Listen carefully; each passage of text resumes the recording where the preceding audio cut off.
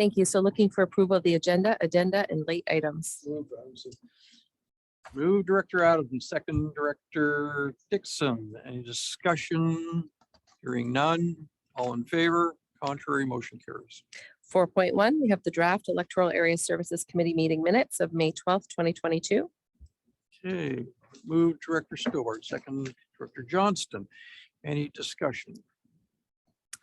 Hearing none. All in favor? Contrary, motion carries. Item 5.1 is a presentation on emergency management by Graham Daniluz and Tarina College. And just to kick things off, I just thought I would remind the committee some time ago, it may have been pre-pandemic, this committee had asked for staff to assist in ongoing education around the emergency management function, how EOCs work, how the process works with the province, et cetera. We had some challenges in getting an external facilitator to come in and do that work. And so in an effort to continue the dialogue and continue the education going, we thought this probably was an opportune time as we face freshet in the spring. And so with that, I'll turn things over to Ms. College. Thank you, and thank you for having me on the agenda today. So I'm going to start out with just a little bit of information that helps us set some of the pace and tone of the emergency program, where we're at, where we're going. The intention of today is not to rehash items of past. It's not to rehash disasters of current. It's not to focus in on our current realm of freshet. We're really just looking at some high-level roles and responsibilities in light of the fact that we have a new bylaw and we're still building our emergency program based on our previous assessments. So we're looking here today at roles and responsibilities. We have, of course, the provincial legislation that guides an emergency program, and our responsibilities at the board level, at a committee level. By committee, there's an emergency management executive committee, and then further down at the staff level. So I draw your attention to the legislation that outlines our program and our program's responsibilities. We have the BC Emergency Program Act, the Emergency Program Management Regulation, and that defines the roles and responsibilities of provincial ministries and agencies. We have the Local Authority Emergency Management Regulation, and then we have the Compensation and Disaster Financial Assistance Regulation.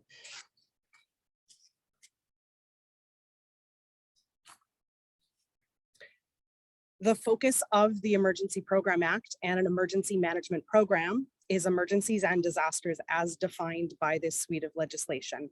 And so an emergency is defined on the left side of the screen. A disaster is defined on the right side of the screen, and they're very specific parameters which refer to or are referred to as emergencies or disasters. Sending a fire truck to an incident scene isn't actually an emergency as defined under this legislation. And so it's really interesting when we think about what we're learning, what we're being informed of, what we're being looped into for emergency communications, that difference between emergency as it fits emergency management and emergency as it fits emergency services. And emergency services are things like your police, fire, ambulance, and search and rescue groups. Within FERD, we have the new regulatory bylaw that was enacted last year that defines the Fraser Valley Emergency Management Organization, which is a statutory requirement to have an internal organization in an organization that is established for the management of your emergency management program, but not your emergency management responses. Underneath that Fraser Valley EMO, which starts with the board, is the next level of committee, which is an emergency management executive committee. And that committee is responsible for strategic oversight of an emergency program. And then we have what's called a DEM, a director of emergency management. And of course, we weren't going to just throw in a new staff member and call them a director. That doesn't necessarily meet the FERD at this time. So what we instead opted to do was define that function, much like we define the function of a program coordinator, and we put that hat onto somebody. And that hat now has responsibilities under that bylaw, but also has a delegated authority to make decisions about the program going forward.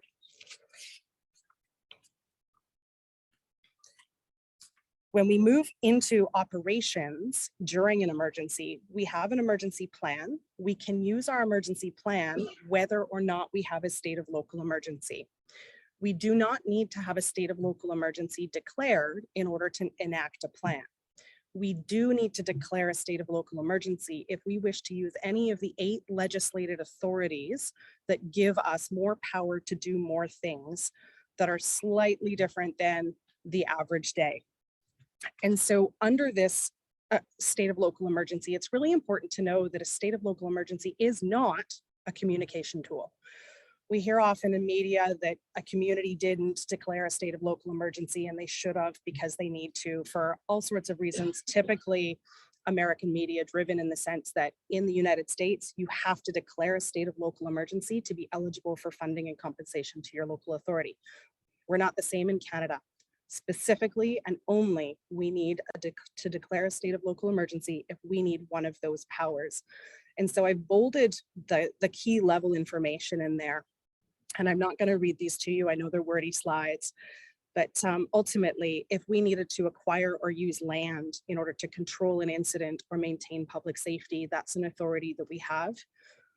We have the ability to render people required to provide a service. It's not typically something that we exercise at a local government level. Usually you'll see the ministers, the province declaring those type of authorities more so than us. We may use the powers for restoration of essential facilities and distribution of essential supplies. And we may also use it at the local level for the demolition or removal of trees, structures, crops, if it is required to maintain or control an incident from expanding further.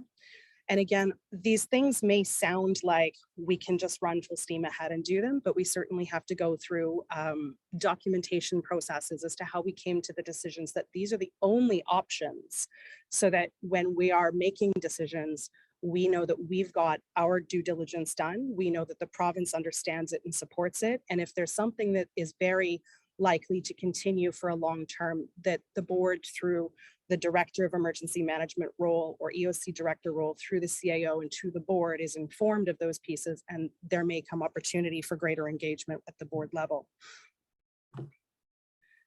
The BC Emergency Management System provides 8 specific priorities for us, and this is considered to be a bit of a legal decision-making framework. We are required in an emergency operations response to focus on items in that order, and that helps ensure that we are doing our best due diligence to protect people before we're protecting property. And sometimes it's hard to make those decisions, but the province has given us this framework as a tool to help make that understood and clear. And so when we're going through decision making in an emergency operations center, we are looking at this list and we are going through in that order. And one of the neat things about it is looking at item number 1 and 2 there, we have a responsibility to protect our staff and our contractors and not send people into imminent danger if there is an imminent threat to their life and safety as well. So when you think about a fire service, it's a little bit different because they're always running into danger. And when we deploy contractors, they're not necessarily trained, skilled, or armed with the right protective equipment and safety plans to be deployed into those danger zones. So ensuring the health and safety of our responders is item 1, and that's our core focus in an EOC before we move on to item 2. And we're looking at avoidance of danger. And often we're looking at complexity when working with those contracted workers, as mentioned. Our second item is saving lives. And sometimes we're not empowered with the ability to stop a disaster. And so we have to look at how we might move people away from the disaster rather than controlling what the disaster is doing. Not all hazards can be controlled, and sometimes our focus has to be moving people out of the way. The third goal is reducing suffering. And this is an interesting one when we look at things like a pandemic. What does that mean? Who is responsible? And it kind of goes hand in hand with the protecting of public health. We do what is within our services and our authorities. And oftentimes these reduced suffering and protecting public health goals are actually done by outside agencies, Ministry of Health, health regions, etc.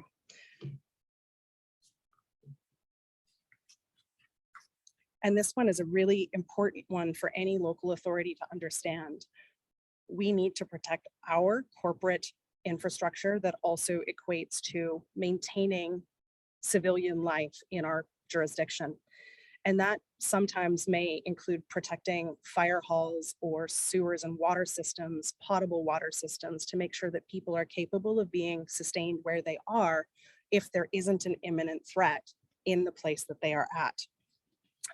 This comes in really understandably when we have a water system that needs a staff member deployed to it, but maybe there isn't a road route to get there. And so how do we figure out the deployment aspects of being able to get the person there to do the job that they have to do to keep those infrastructures working? And we're looking at number 6, which is protecting property. And of course, you've caught the top half of the priorities, and those are really people focused and community focused. When we get down to protecting property, we're looking at response-driven decision-making. And sometimes protecting property may not be within the capabilities of the first responders in the field. And sometimes it may not be within the capabilities of an emergency operations center if we are focused on saving lives. Sometimes protecting property may also not be possible when we don't have deployable heavy equipment assets, and we may not be able to find contractors capable or able to deploy into those areas. And that's a really important piece to kind of sit on and understand.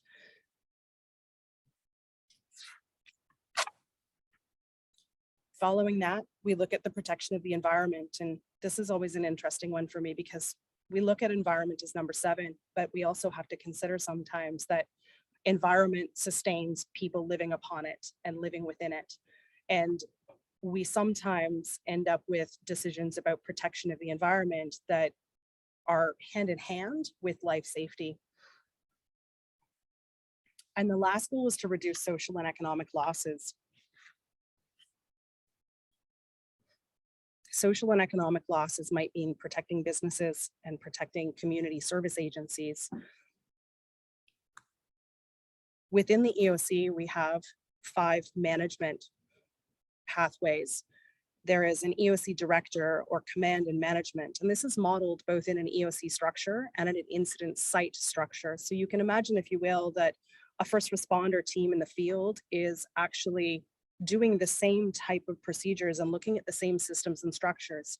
And it's essentially a chain of command, but it's a chain of command that helps to make sure that decisions are captured in an appropriate manner, that we have joint decision-making in these spaces, and that we're using the most available and accurate and trusted information to make those decisions. And then we have information, and often that is focused outward. It's looking at outward information. It's looking at how we get information outward. It's not what you would think normally about corporate communications. Corporate communications has very rigid processes. They understand exactly what they're doing. And all of a sudden, this predictable pattern of corporate communications just changes. And the needs of the public are very different when we see disasters, and the information flow is extraordinarily different. We see people turn to social media and report things on social media that they haven't actually reported to us. So being able to stand up a public information unit in an EOC context is really important, because we can actually learn from what's happening on social media. Oh, that image did not pixelate well on the screen. Sorry about that. So then we have policy and the role of the EA directors. So under the BC Emergency Management Framework, there's something called a policy group. And I'm just going to softly plant that seed, and we'll build into it further in future presentations. And that is the role of EA directors as well as the board in general under the Emergency Program Act.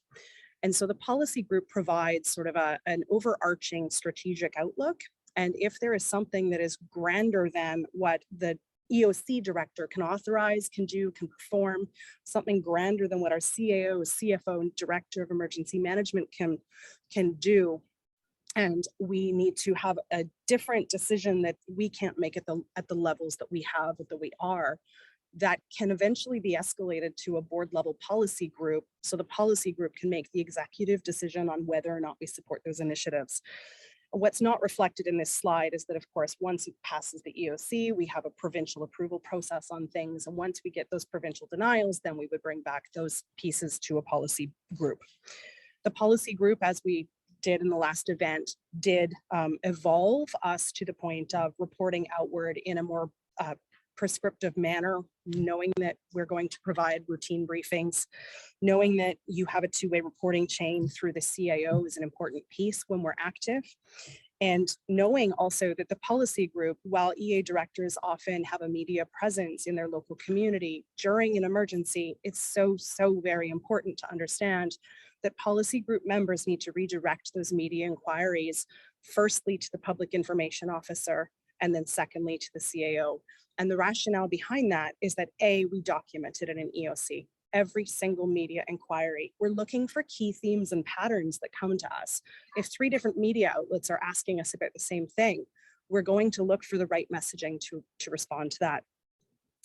And that which we cannot provide, we can end up providing key messages through back to the policy group of things that are safe to say and safe to inform the public of. And that way the message is matching within each community that's impacted. We have our Emergency Management Executive Committee, and as of our last bylaw update, this is our Chief Administrative Officer, our Chief Financial Officer, and then our functionally appointed Director of Emergency Management. The intent of this committee is to provide the strategic direction and oversight to the program all day, every day, in the sense that we can make program decisions. This committee is not an operational committee. Your Emergency Operations Center is the operational decision-making. This committee is responsible for strategic oversight as it relates to periodic reviews of the emergency program and looking at plans and policies of the board and ensuring that the emergency program framework ends up marrying the goals and intents of the board. It also makes recommendations to the board and then vice versa back to the Director of Emergency Management, looking at strategic goals of FVRD and how we ensure that the strategic goals of FVRD are matched appropriately with the emergency management strategic planning. It's also responsible for integrating all departments of FVRD, all functional business units into the emergency management program. So if we're looking at an infrastructure emergency, our infrastructure teams are supported by our EOC. And examples of how they might direct interdepartmental initiatives could be something such as the development of a crisis communications plan, where it may have an everyday normal behavior, but it may also have an emergency management communications piece. And we're not going to write that for the communications team, but we're going to need to do that in partnership with the communications team. And then the other primary important piece to know about the Emergency Management Executive Committee is that it's responsible for pre-approval of new emergency management plans before they come to the board. So that helps us make sure that what we build in emergency management is actually representative of the organization. So when it comes to the board, it doesn't have to come back to the emergency management team for more reviews and more considerations because it just doesn't work. I throw director in quotation marks in this slide because we use the term director a lot in regional districts. We do, and we use it a lot in emergency management. And so within our room here, we have so many different levels of director, and within the emergency management program, we have 2 new director functions. And they're not really new, but they're new in the sense that we've enacted them in the bylaw. So you've got the Director of Emergency Management, a hat now worn by Graham. That Director of Emergency Management role is board appointed and reports to the CAO.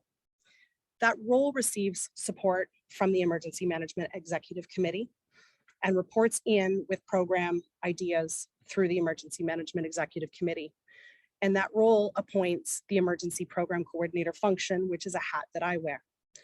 But then under an emergency, when we activate an emergency operations center, we also have what's called an EOC director, an emergency operations center director.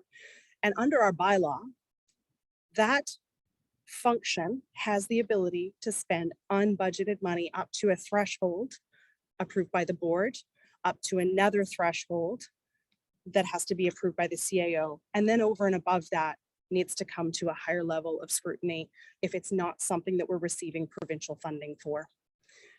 And that's a really important piece to understand because in this role, It could be anybody who walks in from our staff. It could be the closest staff member that's 3 minutes down the road that walks in the middle of the night when we've called the EOC together, who doesn't know this role, who isn't trained in this role, but they open the door, they set up the space, and they are the one person until the rest of the team can get here. And as you can imagine, with our staff and teams, we live all over FVRD. So it's really important that if someone who is not typically trained in that role steps into that space, they know the authority that they have, they know the limitations of that authority, and they know who they have to go to for additional decision-making if something arises until the rest of the team arrives. It's also important for our board to understand we have a threshold, and you've helped us to set that threshold. And so when it comes to unbudgeted money, you have comfort in knowing what that threshold is and then what is next in cresting that threshold.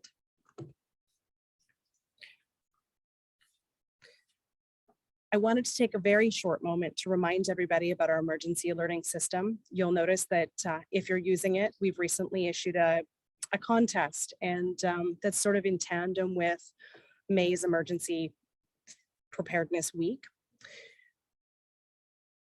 On the right side of the screen, you'll see that we have a total of 28 local authorities in British Columbia, all over the province, now using Alertable.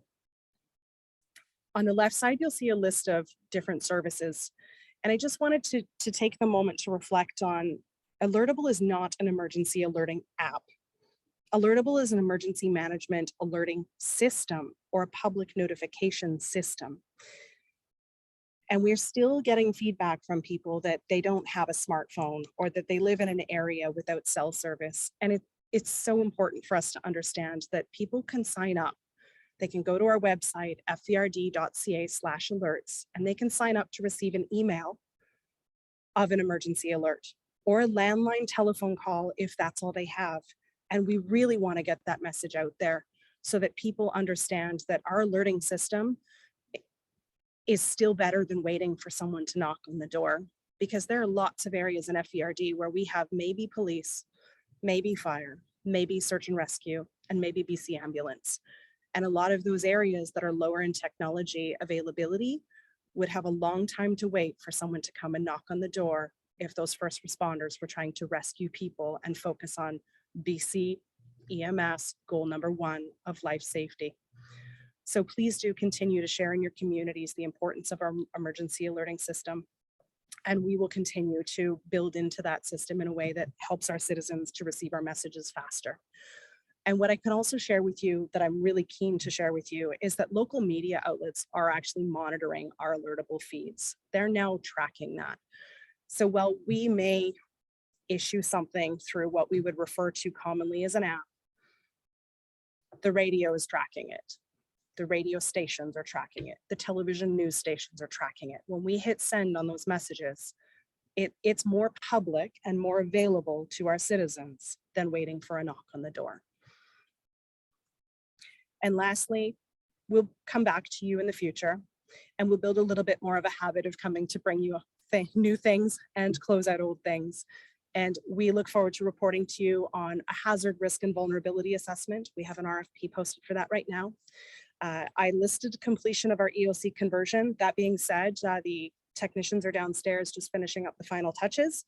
So that second floor EOC is ready to go, and you're welcome to take a quick little tour of it on your way out, and then future reporting on the state of our emergency management program. Thank you.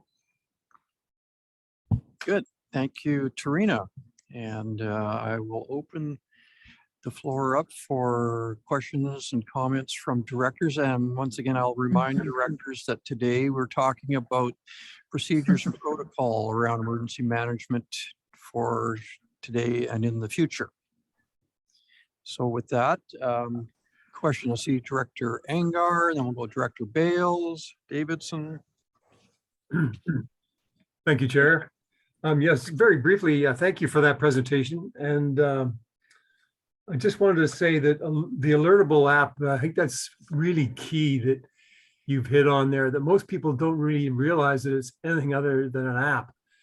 So I would just encourage you very briefly, I know we don't want to get off on a tangent, but I would encourage staff to to redo that page somewhat so that it's very clear right up front that people can use the phone. I understand it says that in the text below, but looking at it here, it's just not obvious to me at all that it is anything other than an app. So just a suggestion. Thank you. Good. Thank you, Director Angar. Director Bales. Okay, I had a problem on Watkins Road the first day of business, 2018. Was raining a lot, flooding went through the property. Director Bales. Yeah. Excuse me for interjecting, but once again, we are here today to talk about the protocol and process being put in place for today and the future. We're not going to go back. Yeah. Oh, well, I just and revisit the past emergencies. I just wondered who would be the person to call in this instance. The tree fell in the creek and there wasn't nobody to help them. So who would they call if the tree was, or if any flooding problem was dealing with the problems they had? It went into a neighbor's basement and the child was sleeping. So who would they call? Okay, thank you, Director Bales. Staff? Thank you, Director Bales. Through the chair, typically a critical emergency that results in a life safety issue is a 911 call. And that will get the closest and most appropriate first response agency to a site to secure the site and perform what's called a tactical evacuation if that's required. And I can follow up with you offline with some further information, as well as to better understand in that particular instance what we might want to consider.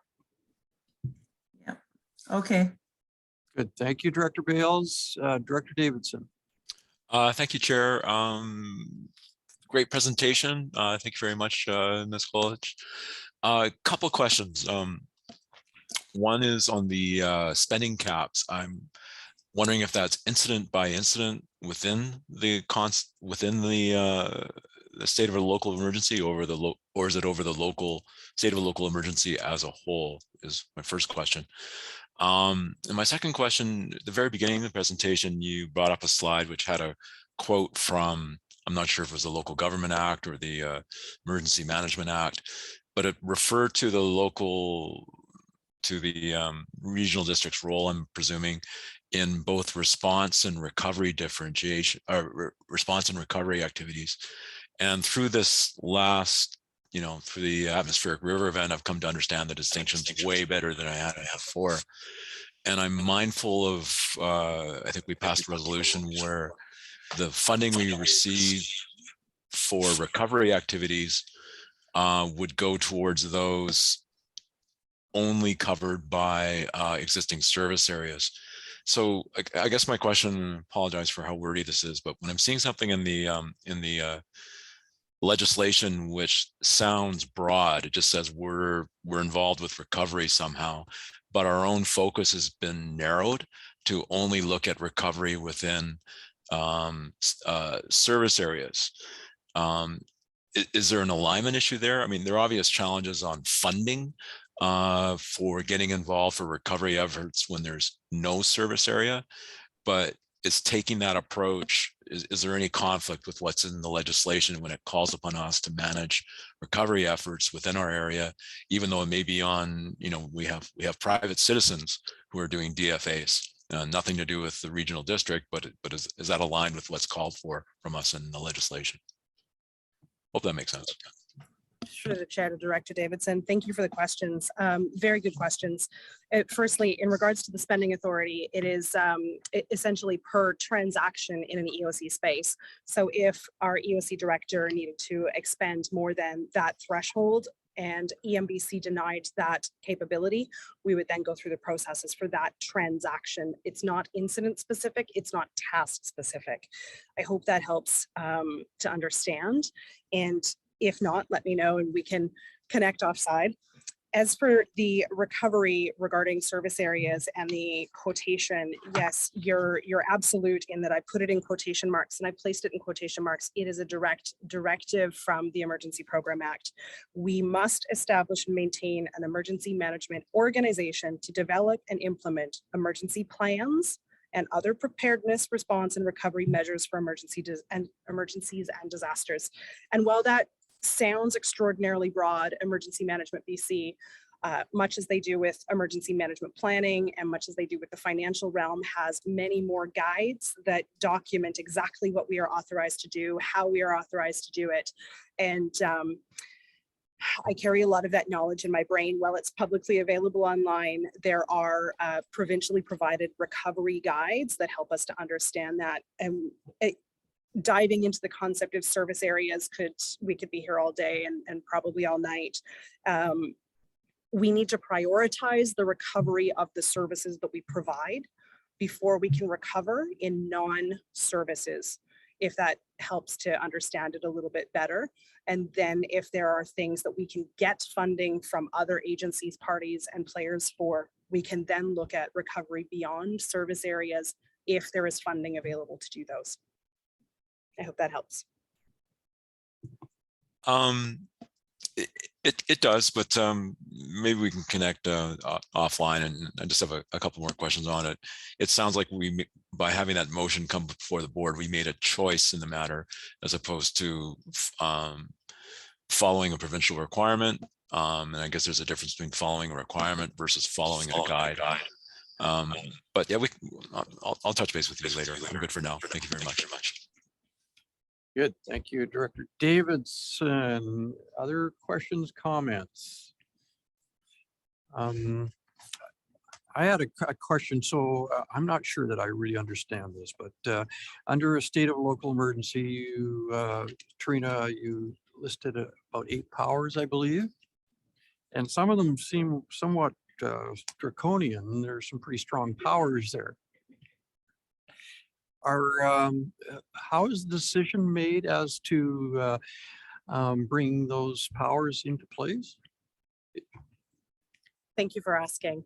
We have options when we're in an EOC space as to which powers we're asking for. Oftentimes, we don't know in a jurisdiction this large what is happening out there. So we ask for all 8 powers, but we still have to go through a course of justifying a power that we use. And the Minister of Emergency Management BC has the same powers. And so it's really important to know they've provided a suite of 8 powers, and it's up to us to understand that we need to use them reasonably and feasibly and justifiably, and that the minister will actually take on things at a provincial level. You know, there are some things that I can look at, as you're mentioning, power number 8, if we're looking right to the bottom of the list, to procure, price fix, or ration food, clothing, fuel, and equipment. How would we ever do that in the context of a regional district? Are we going to door knock on every service provider to make sure that their gas is not 2 cents a liter higher than what it's authorized to do? That being said, if we were under some sort of grand disaster in a localized area and we knew that there were only so many sandbags and only so much sand to go around, and that was our critical resource, and it had the ability to protect lives and property, we might say that sand and sandbags are going to be procured, price fixed, and that those will be rationed in the most appropriate order according to those BSAM's goals. Does that help a bit? So, but this is strictly a regional district determined need. There's no provincial oversight in making that decision? We often have to justify with the province why we're asking for certain powers or why we're using certain powers. And as per any EOC type of activations, we have to document absolutely everything. And we have to be able to stand behind the decisions that we make, the rationale behind them, and go through the due diligence of ensuring that we looked at all options and no other options were available, hitting us to the point of needing to use those most cumbersome pieces. I think they're very rare to be used. Right. Yeah. We would hope we would never have to use it. So there's nothing in provincial legislation that would save us harmless of the legal consequences of some of these actions? There is, it protects people in decision-making as part of the Emergency Program Act, and it's towards the very end of the Emergency Program Act, and I'd be happy to share that out. Good, thank you. And finally, the numbers, I think there was a 250,000 and a $500,000 funding cap. So those monies would be expended from what budget? Where would this money come from? It's a great question. It's a great question, and it's why we don't make those decisions outside of the context of following due process.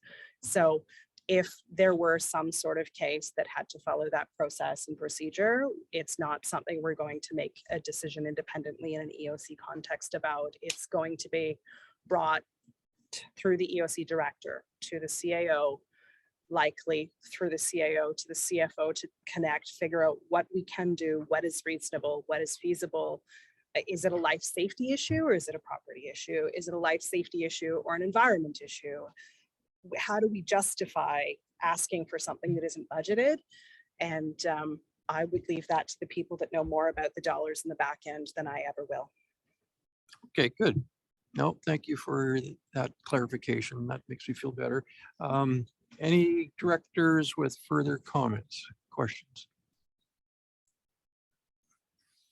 So, Director Anger, please. Yeah, if I may, a quick follow-up. I'm just wanted to ask staff, I'm getting an echo so everybody can hear me okay, I hope. Just wanted to ask staff if, as they're having a look at maybe making that page a little more prominent of how people could say that don't have a PC or don't have anything other than a phone, get set up with the Alertable app. Is there a mechanism for them to phone in and have somebody to do it? I mean, I know this is getting labor intensive and staff are probably run off the feet already with issues to take care of. So just looking for a way around it. If I send this out via email, notifying the community, again, it's back to the folks that don't have the PC and or the capacity with a smartphone to, they won't be able to do anything with it anyway. They won't even see it unless they have a nice neighbor next door that happens to help them. So just a thought, is there any mechanism for folks that could just phone in and say, yeah, I'd like to get signed up and get some help? Through the chair to Director Angar and all directors, actually. Absolutely, there are ways that people can sign up by calling a telephone number. They don't need to contact FVRD to sign up. Alertable is able to do signups for people who want to call by telephone. Now that number is posted on our website within the Alertable section, and I can share that number out among you as well. But anybody can sign up someone on their behalf. If you know that you have a community member that lives next door that doesn't use the internet, only has a landline, by all means, ask them if you can connect them to the emergency alerting system by punching in their name and phone number, and that would be really helpful. Thank you. Thanks. If I may, I'm just looking at the site now and I don't see a phone where I could just hand out to people offhand. Am I missing something? I must be. Thank you. We'll put something up there. I appreciate it. Thank you very much. Good, thank you, Director Angar. Good, that would seem to be bringing the discussion to an end. And thank you once again, Ms. College, very much for a presentation of a very important function that we serve here. And we'll turn things back to our CAO. Thank you, Chair Dickey. So moving down to 6.1, we have the 2021 Electoral Area Annual Development Cost Charge Report. It's an information item, but happy to answer any questions. Any discussion? Hearing none, we'll go back to our agenda. 6.2 is the 2022 grant and aid request for the Chilliwack River Valley Fire Department in Electoral Area E. Motion, So moved, Angar. move Director Angar, second Director Adamson. Discussion. Just like to say, Chair, that our fire department are just doing a fantastic job and they're seeing the demands increase each year. So yeah, I'm really happy to support them and we're very fortunate to have such a capable crew. Thanks. Great, thank you, Director Angar. On the motion, all in favor? Contrary, motion carries. 7.1, we have proposed transfer of administration and control of provincial crown land at 10 Mile Bay, Harrison Lake in Electoral Area C. Okay, looking for a motion. Director Bales moves. Second, Director Stobart. Any discussion? Director Bales, please. I would just like to say I've known about it for a long time, and I'm in favor of it. Thank you, Director Bales. Any further discussion? Hearing none, all in favor, contrary, motion carries. 7.2 is a site-specific exemption application for 20886 Sackweed Creek Road in Electoral Area C. Okay, for a motion, move Director Bales, second Director Adamson, discussion. Director Dixon, please. Thank you, Mr. Chair. Just a clarification, if this goes through and there is a problem, is it a case where because there's engineering reports, I think they are, who would be liable? That's the question, if there's any kind of flooding problem. We'll have Mr. Daniluz answer that one. Thank you, Director Dixon, through the chair. You're quite right that there's a report by a professional engineer that certifies that the development as proposed is safe for the use that's intended. And the corresponding step is to register a restrictive covenant on the title of the property that contains safe, harmless provisions. And it says that this agreement that's registered on the title and it runs with the land, which means that it's binding on future landowners and, on an ongoing basis. And it's one of the provisions in that agreement is that the regional district is not held responsible or liable if something happens as a result of the setback reduction that the board would grant to the site-specific exemption. So in that way, we cover off those liability concerns to a considerable extent. But like with other development approvals, there are residual risks and liabilities that can arise. For example, if we don't adequately review these reports and things like that, that can give rise to a failure to exercise an appropriate duty of care in the development approval. But I would assure you, we reviewed the report very carefully. We have comprehensive terms of reference that we review these reports against. The engineers sign a letter of assurance saying that they're meeting all the requirements for the reports. So we're confident that we've done a thorough review that meets our duty of care. Good. Thank you, Mr. Daniluz. And thank you, Director Dixon. Any further discussion on this item? Hearing none, all those in favor, contrary, motion carries. Moving down to item 8.1, we have the Columbia Valley Fire Department apparatus replacement. There's a motion for your consideration. For a motion, Director Dixon, second Director Adamson, discussion. Dixon, Director Dixon. this is pretty exciting to see this. I know the fire department is definitely ready for a new vehicle and are pleased with this. Just a question, if I'm hearing that maybe a few other things need to be added to this fire truck, does the budget, is there still room in the budget for that, or is this the total package? I think Ms. Douglas is putting her camera on. We'll turn things over to her. Thank you. There is, the bid did come in lower than what was budgeted for. So there is some additional room available for any additional requirements that they may request. So thank you. May I have a follow up? And do they have those discussions with you, or do they just have it go ahead and add what they need? I'm not quite sure. They would have those discussions once a decision is made on this specific apparatus. We would move forward with discussing options with Fort Garry. So if the fire department has additional requests, we can definitely look into negotiating those through the build with Fort Garry. Good. Thank you, Ms. Douglas, and thank you, Director Dixon. Further discussion? Hearing none. All those in favor, contrary, motion carries. Item 11 is reports by electoral area directors. Okay. Director Dixon. Great, thank you, Mr. Chair. Well, mine is more like, things you can do for fun in the area H coming up. There's a whole big long list of them. So Pike Minnow Derby is coming up Saturday, June 18th from dawn until 2. So, and actually, we're really hoping for a fabulous turnout. And thanks to the Lions Club for supporting us on that one. This is really important because there's a lot of efforts going into protecting Cultus Lake, and removing some of those pike minnows really helps that situation. So grab your fishing rod and come on out.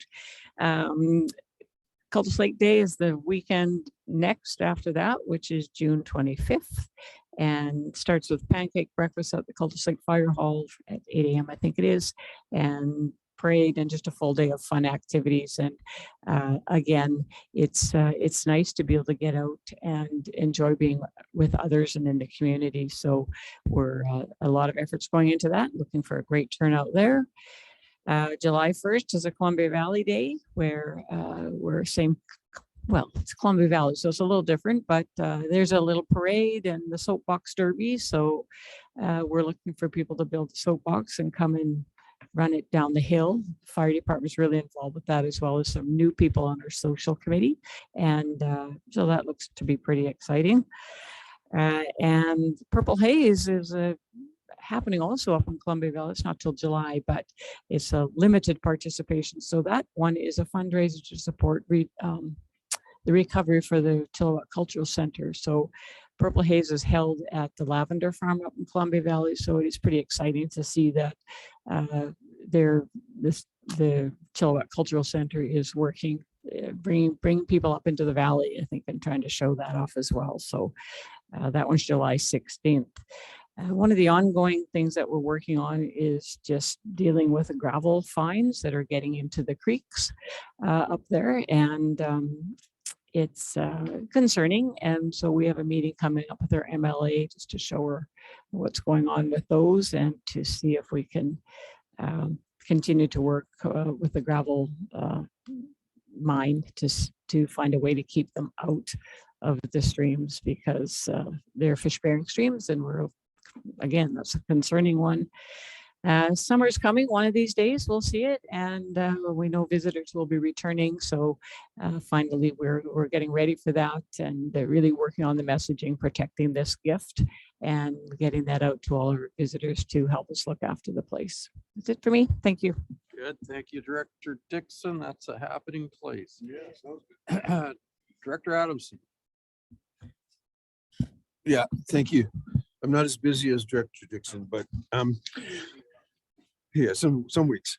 Sunday we're having a food safe course. I think 20 of us have signed up, and we're gonna all learn to keep a safe kitchen so that we can get the kitchen at the community center up and active again. So that's this Sunday. Next Sunday, the 19th, and it's gonna be every third Sunday. From 1:30 to 4, we're having a jam session back again. We had good response last time we had it before COVID. We had like 20 people show up sometimes and 50 in the crowd and that. So we hope to get that back up and running. FCM, I went to FCM in Halifax, not Halifax, I wish. FCM in Regina last week, and it was, good. I had some of the transportation moving us around the city problems, but the workshops and the seeing people and talking about the mutual things that we have to share, no matter where you live in Canada, at this level of the government, seems we all have the same things happening. So it was really good to recharge and meet with old friends, make some new friends. And yeah, that's it, I guess. Thank you. Thank you, Director Adamson. Director Stover. Thank you, Mr. Chair. Couple of things. I guess the Rose Farmers Market is continuing again this weekend. It's been very successful this year. We've got a lot of vendors out there, so if anybody's interested, please stop by. Also, this coming Saturday, we have our Sasquatch Lions pancake breakfast garage sale and live auction.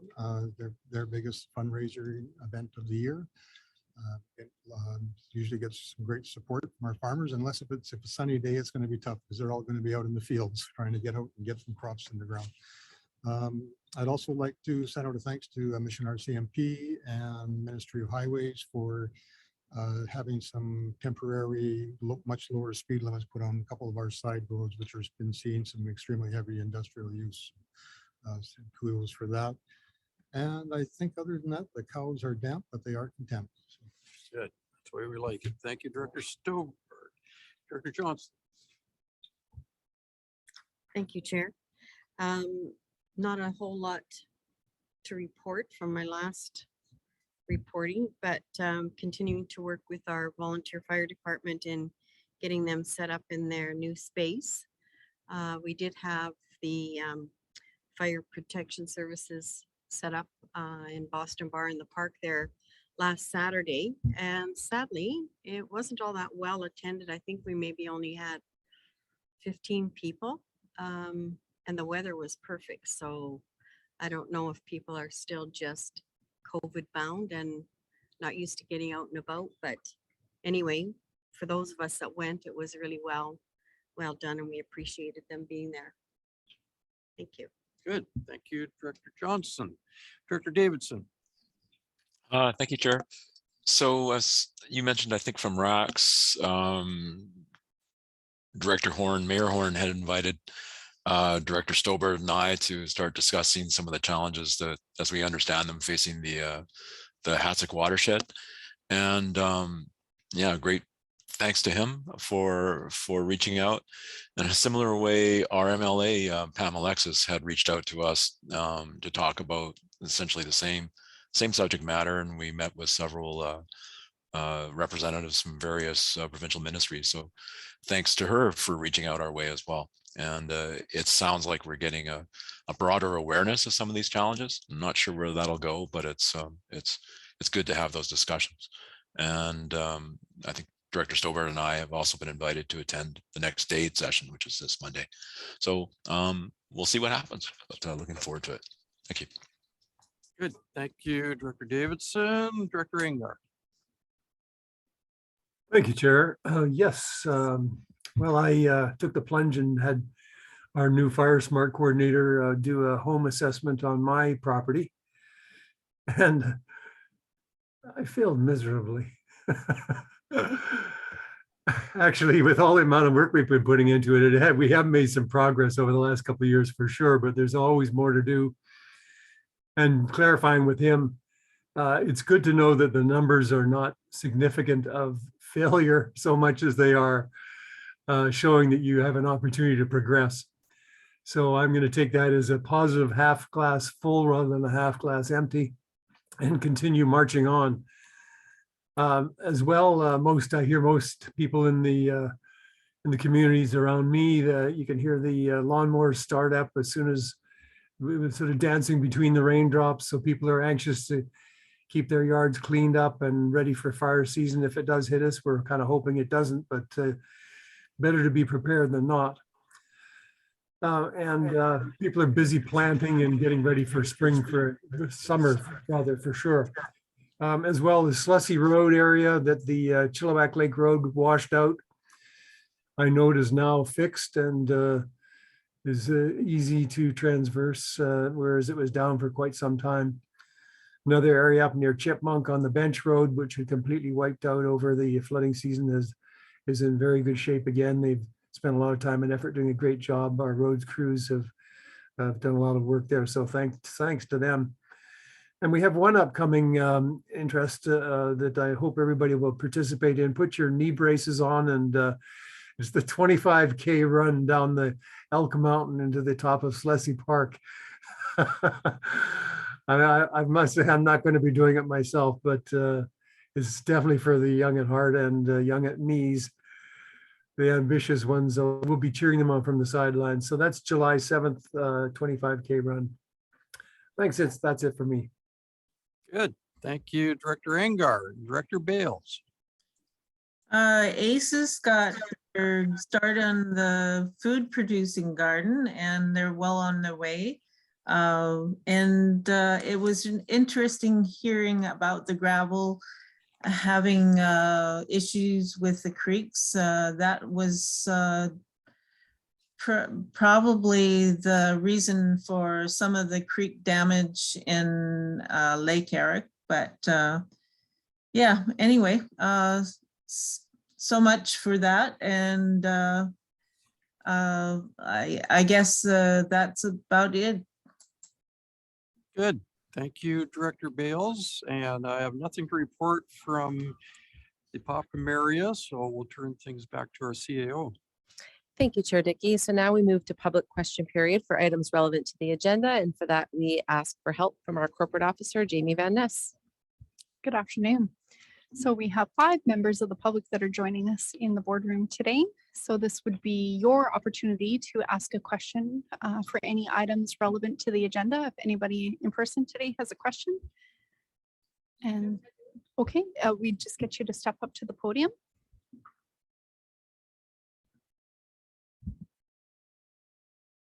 Thank you. My name is Ceres Breshok. I live in Hemlock Valley for the last 7 years full time, and I'm going to be the neighbor of this new lot on 7.2 on your agenda. And I would like to ask question to Mr. Denalutz, if available. That would be great. So the setbacks have been very much reduced. They have been reduced in the back by a ravine from 5 meters to 2.5 meters. So we find that's going to be a dangerous situation down the road. We are the neighbor, we have the same one, we have 5 meters back, the setback. Then I also would like to talk about the setback on the west side of the property. And that is because of snow slipping.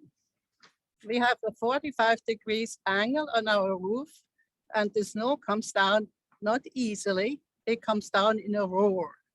We have 2 to 4 meters of snow, not 3 centimeters like in the lower mainland. And if this structure is going to be too close, there could be damage and there could be heartache and bad blood. So I would like to talk to you about that before this is all approved. And for now, I just like to read to you out of the OCP. It's under, 1 second. It's under snow clearing and snow storage. And it's number 4.6.4. It says true planning and development approvals require developers to address both the on-site storage and snow and the potential for snow shedding. Where appropriate, required increase a setback if the snow sheds risk is deemed too high. So we would like to have more setback on the west side of the property, if that's at all possible. And Hemlock is different from the lower mainland. We have the biggest snow load, the heaviest snow load. I think that's about it. And also because the snow storage, if you build out the whole property, you have no way to store your snow and you have no way to park.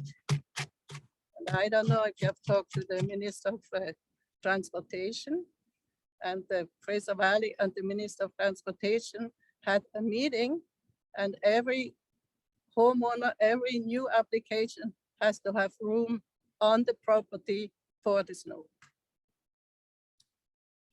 Thank you. Good. And thank you for your submission. I didn't you. catch your name, but there's certainly all sorts of opportunity prior to the board meeting when this will be decided for you to talk to the staff and try and get some more information as to what the impacts of this home being built would have on your property. It will So have a major impact on our property. Yeah, well, certainly take, And not just on our property, on the new house too. Yeah. Because we have seen houses being shoved off the foundation through snow. we certainly don't want to through see that snow happen. shedding. Yeah. Okay, thank you for your presentation today. Okay, thank you. Okay. And we'll once again look to our CAO. Sure. So we're still in public question period. If members of the public here in the boardroom wish to speak to an item on the agenda, this would be the opportunity to come to the podium and ask their question of the committee. Seeing none, we'll just ask Jamie Van Ness if we have anybody on Zoom call. We do have 2 members of the public that are joining us by Zoom today, and this would be your opportunity to ask a question relevant to the agenda. And we just ask that you hit the raise hand function on the Zoom to indicate you have a question for the committee. And I will just note to our committee that we have received no written questions by email. And it would appear that nobody on Zoom has any questions. We can move on to the next item. Good, thank you. And so the next item, Chair Dickey, would be a motion for adjournment. Looking for a motion to adjourn. Move Director Johnson, second Director Stewart. Any discussion? Hearing none. All in favor? Contrary, motion carries. Thank you for a short and sweet meeting, staff and directors. Thank you.